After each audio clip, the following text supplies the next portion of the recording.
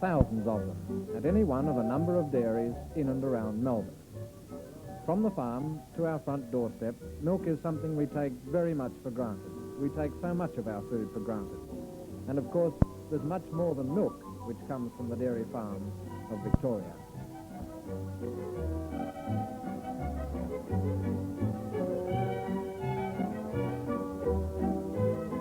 Today, ABC Television visits the modern Korumburra butter factory of South Gippsland and the surrounding rich dairying country. It's often been said that a fortune awaits the man who can invent or breed a cow which requires milking only 5 days a week. Because of necessity, dairying, certainly milking, is a 7-day-a-week job. All over Victoria, on dairy farms in Gippsland, the Western District, and in irrigated areas of the north, this is a typical scene, morning and night. The thought must occur to us when we visualize hundreds and hundreds of milking sheds in operation all over the country, who organizes that there's sufficient milk to drink by everyone who wants it, that a certain amount is held for cheese making, butter, or any one of several other milk products. In brief, the Milk Board sees that there is sufficient whole milk or bottled milk available from certain areas to meet daily needs. And the milk processing factories, big ones as there are, butter factories as we generally call them, they process what isn't required for bottling. To most of us, this whole arrangement is a complex business, as indeed is the very business these days of milking shed hygiene and procedure. But broadly speaking, what happens is this. Certain farms produce milk purely for the Melbourne milk supply or local consumption.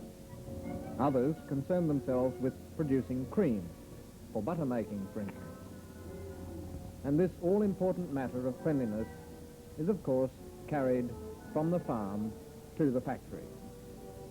And it's to the factory we bring you now, to the Korumburra and District Cooperative Butter Factory in the Korumburra Township, 70 miles southeast of Melbourne. The factory manager at Korumburra is none other than Mr. Gordon Andrews. And Gordon, we're looking forward to seeing something of this place in close-up today. But we're, at the moment, standing in what you call the cream room. This presumably is where you first sighted, or is it? That's quite correct. This is where the cream is first received, farm-separated cream from the farmers. And what happens here exactly? The cream is graded by taste and smell to classify it into choice, first or second grade cream. Before you go that far, one of the things that mystifies me as I look at all these cans is how you know whose cream you're dealing with. Is this easy?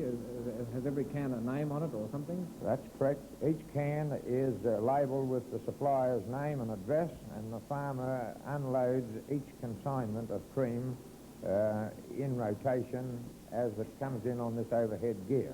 And how often do you actually receive cream into the factory? Not like milk, twice a day, as I gather you do. We receive it in the season 3 days a week, or at this time of the year, in the slacker part of the year, colder weather, twice a week. Mm-hmm. Well, now, let's see what happens in this particular place here, the cream room, which is the starting point of our butter story. You have a lot of men working here, Gordon. What's actually happening? The cream is being graded by taste and smell, as I say, to classify it, whether it will make choices to first or second grade butter. The grader takes a sample with that plunger stirrer from top to bottom of the representative sample of the cream, places it into a bottle label with the supplier's name, and that is used to determine the butterfat content, which is the basis of payment. He's taking a mouthful of every can that goes through. Do you ever reach the stage where you get a little punch drunk at this sort of thing and don't quite know what's what, or does cream definitely taste different if it's bad? Oh, very definitely. It's a matter of custom. You find by continually grading that you don't get punch drunk. You still can recognise good cream from bad cream. It's like wine tasters, tea tasters, or anything. And how many cans would go through here when you're at the peak of the season, which I presume would be springtime? The largest number of cans of cream that we've received through this present or existing receival platform is 1,600 cans of cream per day. That'll make an awful lot of butter, won't it? Yes, our largest day's manufacture will be something like 35 tons of butter, with about 140 tons for our peak week. The scales are there. Every ounce, as it were, of cream is weighed before it's tipped. That's right. Each consignment of cream from the farmer is weighed, and the weight of that cream is recorded. And this now is what? Tipping the cream into the tipping vat, and of course we hose out the remaining cream, because being viscous and thick, with treated water. So the cream is actually held here for some period of time, if necessary. Yes, it is. Those vats are eventually filled, neutralized to improve its keeping quality, and it will, when those vats are full, it will flow from there into the pasteurizing room where it is pasteurized. And from there, it's ready for the butter room. It will then proceed to 5,000-gallon holding vats and held by the churn. These are the churns? These are the churns. They are of wooden construction made of Burmese teak. Any particular reason why it shouldn't be an Australian timber? There are very few timbers in the world that are suitable for butter making, and they consist mainly of Californian redwood, Kauri, a New Zealand timber, and Burmese teak. No Australian timbers are suitable for butter making because they contain resin, dyes, and paints. Now this one is, I would think, coming to a standstill. How long will it have been rotating with the butter inside? This churn is now just at the last stages of completing the working of the butter, and that has been going on for a period of approximately a quarter of an hour. It takes approximately 2 hours to manufacture a churn of butter. These churns have a capacity of 2 to 2.5 tons of butter per operation. How much cream would go in through the churn to make a couple of tons of butter? Approximately 4.5 to 5 tons of cream. Is this a ticklish job getting the butter out, or is it simplified with modern methods? Well, it is mechanically unloaded by taking a butter barrow, which is entering the churn now, into the churn. The butter had previously been divided, and by a part revolution of the churn, the butter will fall onto the barrow, and that butter barrow will be extracted from the churn. Does that barrow hold the entire 2 tons? No, that holds just half the churn, 1 ton of butter. When this is withdrawn from the churn, you will see that barrow will contain approximately 1 ton of butter.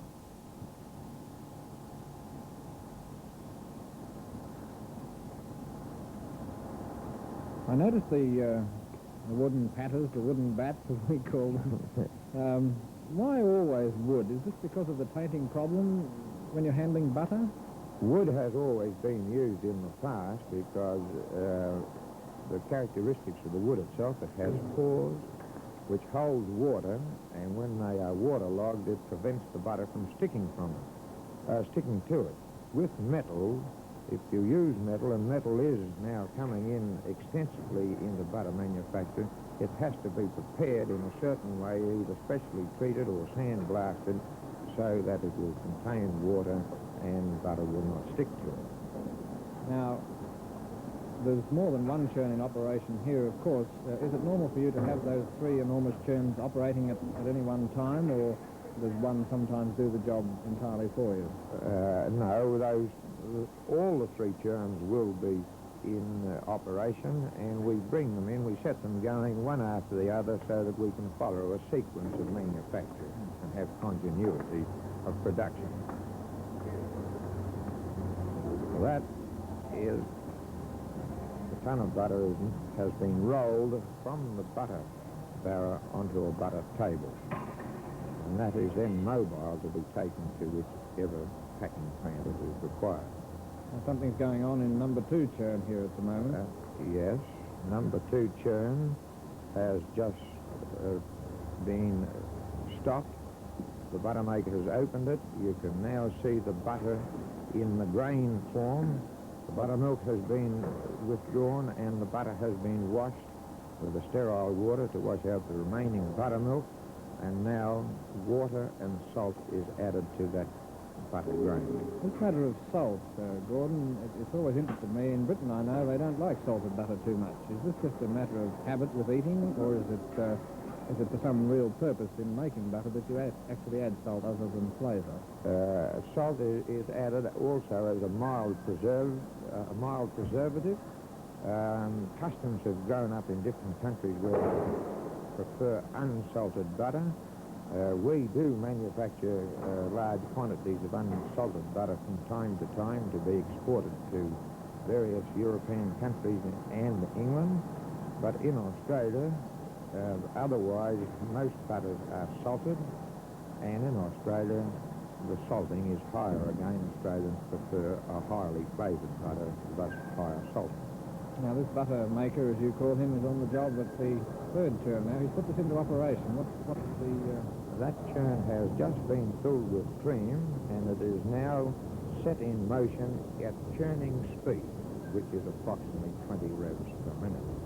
And that will be kept in motion until such time as the cream is churned. In other words, the butter fat separates from the other constituents of the cream.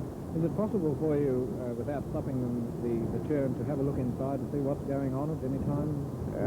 Those 2 white discs that you see are sight glasses, and that gives you an indication when they wash clear, the butter is breaking, or the churn is getting near completion of churning, and the butter maker can stop that churn, open that sight glass, and check on the size of the grain of butter to see whether that he's reached the optimum level of churning. Now, here's churn number 1 again. This is taking out the 2nd ton, I guess. He's gone back to pick up the 2nd barra of butter. Now, butter is worth a few shillings a pound these days. You couldn't afford much wastage in a factory like this, Gordon. No. In point of fact, with the machinery you've got, there's not much risk of that happening because the churns themselves seem to throw it off clean and there's nothing seems to drop on the floor. Is this good management, or is it that butter can't get lost? Oh, yes. Through bad methods or inefficient methods, you can have excessive losses of butter fat. We have here a full laboratory of trained staff where we check continually, daily, our products, not only for their composition, but also biologically to see that they are pure, wholesome food, and we are continually checking every point to keep our losses to a minimum. Well, now, there's 1 or 2 things I'd like to ask you about the factory itself, Gordon. First of all, Korumburra is a township we know pretty well in Victoria, and we've always, I think, most of us associated it with the Korumburra butter factory. It is the town, as it were. But how long, in fact, has the place been here? This factory was established in 1900, so it's been going 61 years. And what number of staff do you employ these days? Our staff, at the maximum number of employees, is around about 230 personnel. Over the year, what would your turnover be? The turnover of this company is just on the 3 million mark.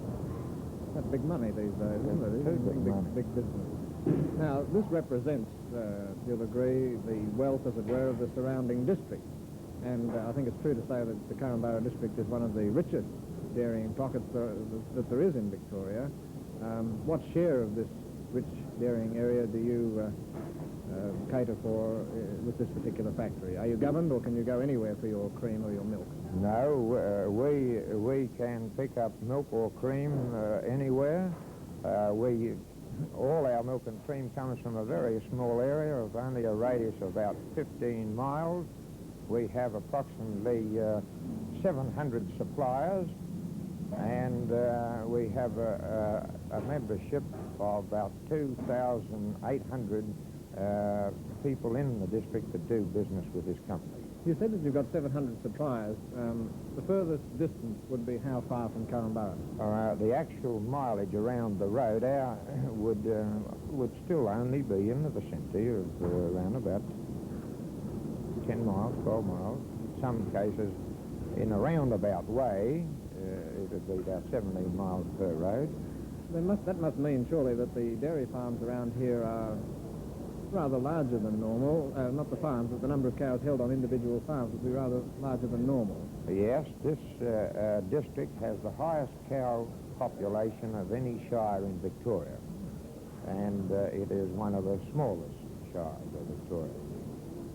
So one can say that Korumburra Butter Factory is among one of the leading butter factories of Victoria for this very reason. Korumburra Butter Factory is, I would say, as a single unit factory, one of the largest in Victoria and possibly Australia. Well, we'd better see that work is continuing while we're talking, I think, Gordon, and I suggest now we return to the butter room and have a look at some of the packaging that takes place down there. Packaging, of course, is not only for home consumption but for export. Is that right? Yes, we pack both butter for export and local consumption. The export is normally sent or usually sent away in bulk, that is 56-pound boxes, whilst everybody is familiar with the half-pound or 1-pound sizes for local consumption. Well, now here we are. We've got these great cubes, as I call them, of 56 pounds of butter, and lots of things seem to be happening to them. First of all, it's all machinery that makes the cube, by the look of it. Yes, there is this is a butter packing machine, as we call it.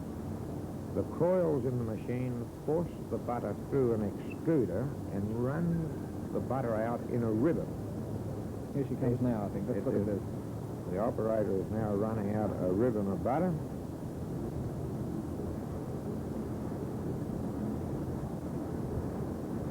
Rather like a decent-sized ice cream, isn't it? Yes. It is cut with 2 wires, and the excess piece is thrown back. That is only to square the cube. Yes, this chappie that's taking a bit out of the top of the last particular one is doing that because there's over the 56 pounds. That is right. The packer only extrudes the cube of butter approximately 56 pounds, and the operator adjusts that weight to 56 pounds, 2 ounces exactly. Why the 2 ounces? The 2 ounces will allow for any shrinkage on storage or anything like that, but also to enable the grocer eventually to cut it into 56 exact 1 pound in weight. If you had it only 56 pounds, you could not make 56 1 pounds weighing exactly 1 pound. Well, I'll believe you. It seems difficult to believe, but that'll be right. How much what proportion of your pack is for export in a normal season? In a normal season, around about 75% of our production is consumed in Australia, and the balance is exported. The money overseas for export butter hasn't been too good in the past season, I understand.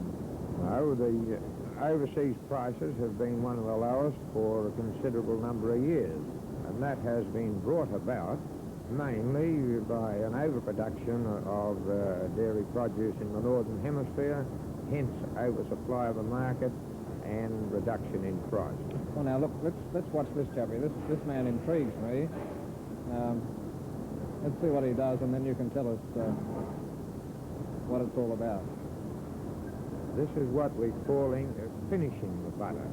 The surface of the butter has previously run on rollers. It's uneven, so he smooths the surface and places a honeycomb roller with the word Australia. It's a very attractive pack when it's finished, isn't it? That is quite correct, and it is to a standard and specification as laid down by the Department of Primary Industry. Now, one question I'd like to ask. This particular pack of butter that this chap is handling at the moment, I gather that it goes in refrigerated transport from here, say, to Melbourne, and is held and then eventually shipped to Britain or some other country. It would then be true to say that this particular pack might not be eaten or consumed for some months to come.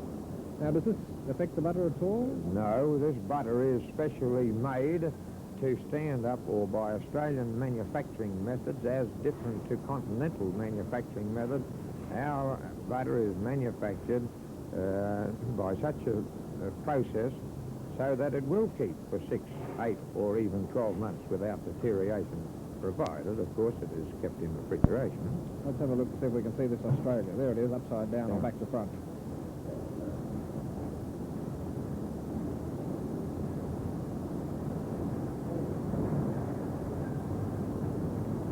Have you got big refrigerated rooms on the place to store butter, or do you try and get rid of it as soon as you can to a central spot in Melbourne? We have large storage rooms or cool rooms, but we consign butter daily in the peak of the season in ice trucks to Melbourne and get it into a cool sort in Melbourne as soon as possible. I gather that the caps that these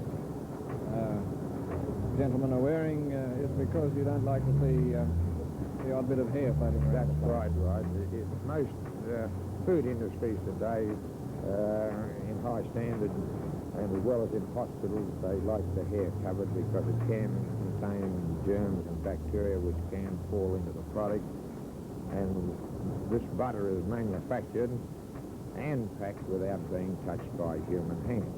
Now, here we are on the much smaller pack, the pack that we tend to see on our tables at home. This is what, a pound or half pound? This is the half-pound printing machine. How many a minute? That's working almost, what? 60, it produces 60 half-pounds a minute, and the machine in the background turns out the same number of pounds, namely 60.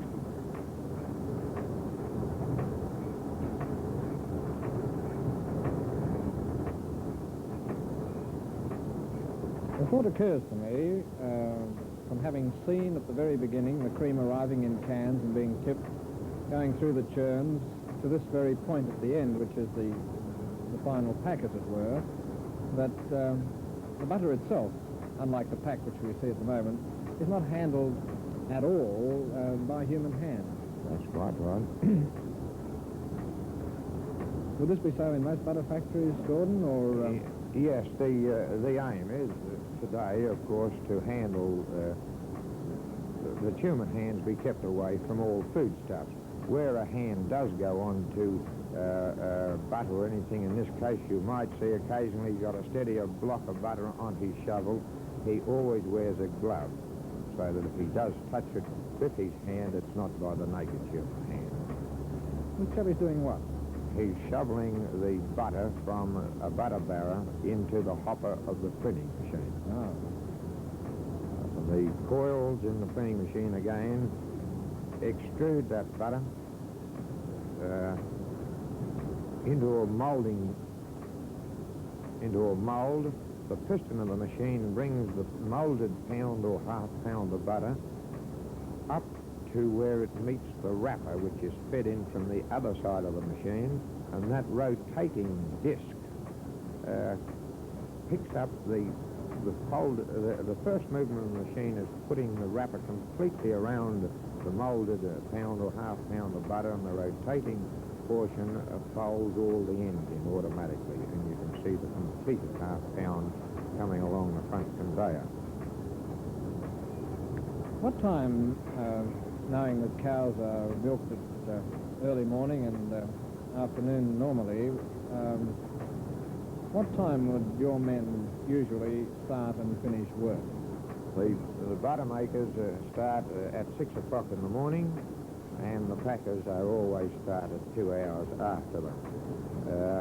Churning at this time of the year is over by midday or before, whilst in the height of the production season it is considerably later, of course. Pulling out number 2 churn. This is number 2 churn, as you say, yes. Oh, that's the one that we saw the salt being added to. Yes, that is where the salt was added. It's now been completely worked, and that's butter now, is it? that is butter, finely made. It wasn't much time between adding the salt and getting the end result, was it? No, they really made progress with that one. Those packers must really be working when these churns are operating in full swing, because there's tons and tons of that butter coming out, and there's just the 2 or 3 lines of packing. We have the ability to pack something like 220 boxes per hour. That is between the bulk packer and the printing machines. So you can see that is something like 6 tons an hour. Great Scott. So making 30 to 40 tons a day. And somebody's eating all that somewhere. Well, now, Gordon, I'd like to say that this has been interesting from the beginning to the end. But there's one question that's in my mind that I'll have to ask you before we go, and that is, this is all cream. Do the farmers of this particular area get paid a premium for cream? Do they breed a certain type of dairy cow to give you good cream, as opposed to a type of cow which produces perhaps more whole milk and not the good butterfat quality milk for butter requirements? Yes, there is no premium paid for cream. The base of all dairy produce is the butterfat. The basis of payment for all dairy produce is based on the price of fatting cream. There is a premium paid for milk over and above cream. That is because we buy the skim milk portion from the farmer. Wherefore, a cream farmer utilizes the skim milk portion on his own farm to rear pigs and calves. This district is predominantly, the stock in this district is predominantly Jersey. And they are high fat producing cattle. And that gives good butter. That's correct. Well, thank you very much indeed. Gordon Andrews, the factory manager of the Korumburra and District Cooperative Butter Factory. That's where we've been for the past half hour, in this rich and very pleasant dairying district of Victoria, and it's from here that we say cheerio to you now. Good afternoon.